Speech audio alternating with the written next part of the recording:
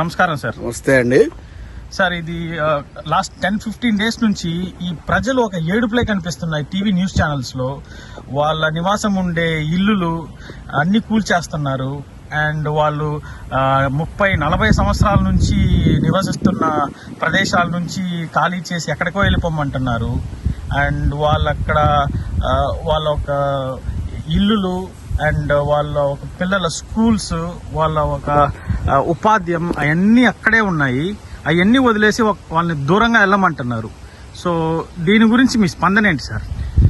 ఒక్కసారి ఈ హైడ్రా ఈ యొక్క మూసీ నది పరివాహక ప్రాంతంలో ఇళ్లను కూల్చడము ఇవన్నిటి మీద స్పందించే ముందు ఒకసారి ఇది అమెరికాలో చికాగో దగ్గర ఉన్నటువంటి ఒక క్రీక్, ఒక వాగు అండి. అంటే చికాగో దగ్గర ఒక సిటీలో వెళ్ళిపోతున్నటువంటి మధ్యలో వెళ్ళిపోతున్న ఒక వాగు. ఇది జస్ట్ లైక్ మన మూసీ రివర్ అంటే దీంతో ఒక 4-5 రేట్లు ఉంటుంది. ఇది ఒక వాగు.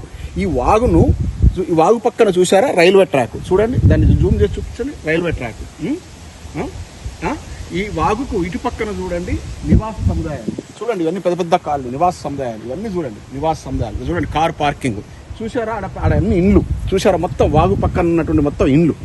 అంటే మీరు ఒకసారి చూడండి, ఇంత అభివృద్ధి చెందిన దేశాల్లో కూడా ఆల్రెడీ ఉన్నటువంటి ఇల్లు, అంటే కొత్తగా వచ్చేటువంటి నిర్మాణాలు కావచ్చు, ఆల్రెడీ ఉన్న ఇళ్లను డిస్టర్బ్ చేయకుండా దీన్ని ఏ విధంగా వాళ్ళు ఈ నీళ్లు వాళ్ళ యొక్క జీవనం డైలీ లైఫ్ మీద ఇంపాక్ట్ కాకుండా చూడండి ఎంత మంచి చక్కగా కింద స్టీల్ బీమ్స్ వేశారు, తర్వాత కాంక్రీట్ కట్టారు, తర్వాత ప్రొటెక్షన్ వాల్ కట్టారు. అంటే రైల్వే ట్రాకే ఉంది పక్కన. చూసారా ఈ ప్రొటెక్షన్ చూసారా, ఇదంతా చూడండి ఎంత బ్రహ్మాండంగా చేశారో. ఈ విధంగా మూసీ నది సుందరీకరణ చేయొచ్చు. మూసీ నది ఒక ఎకరం వైశాల్యం లోపల all the way Hyderabad city మధ్య నుంచి పోతా ఉంటుంది. దాని పక్కన చక్కగా ఇట్లా ప్రొటెక్షన్ చేసేసి రాస్తే ఎంత బ్యూటిఫికేషన్ చేయొచ్చు అంటే దాంట్లో డ్రైనేజ్ వాటర్ కలవకుండా ఇవన్నీ ఎంత చేయొచ్చు. ఈ 40 ఏళ్ల నుంచి అక్కడ నివసిస్తున్నటువంటి ప్రజలను అక్కడి నుంచి ఇండ్లు పూలు చేసి పంపిస్తే వాళ్ళ జీవనం మనం ఎట్లుండాలి తెలుసా? రాజ్యం అనేది ఎట్లుండాలంటే నిర్మించాలి, కూల్చొద్దు, నిర్మించాలి.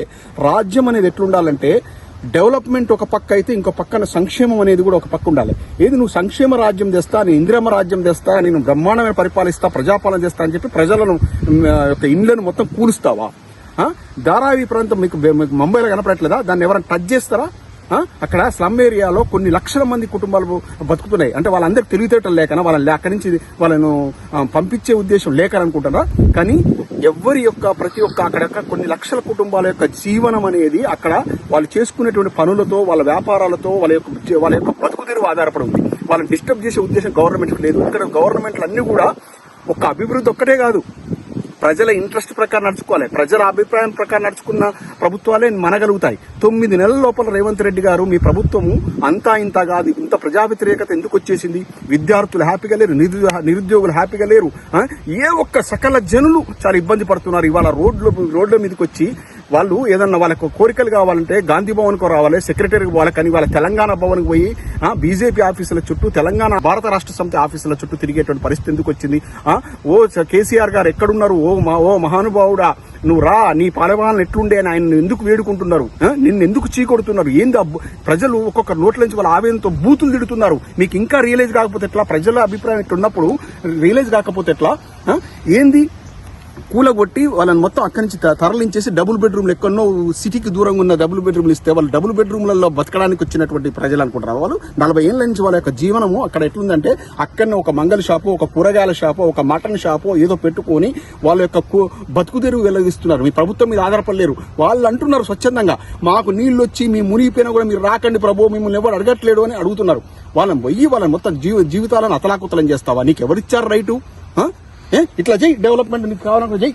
దీని వెనుక ప్రజలారా మీకు చెప్తున్నా, ఈ యొక్క తెలంగాణ ప్రభుత్వం ఈ యొక్క beautification of the Musi river అనేది తీసుకొచ్చింది. ఎందుకంటే ప్రపంచ బ్యాంకు దగ్గరికి పోయి 1,50,000 కోట్ల అప్పులు తీసుకొచ్చేసి ఆ 1,50,000 కోట్లను వీళ్ళు 20% 30% వీళ్ళు పంపకాలు చేసుకొని అంటే 30-40 కోట్లు సంపాదించుకునే ఒక దురుద్దేశం ఉంది.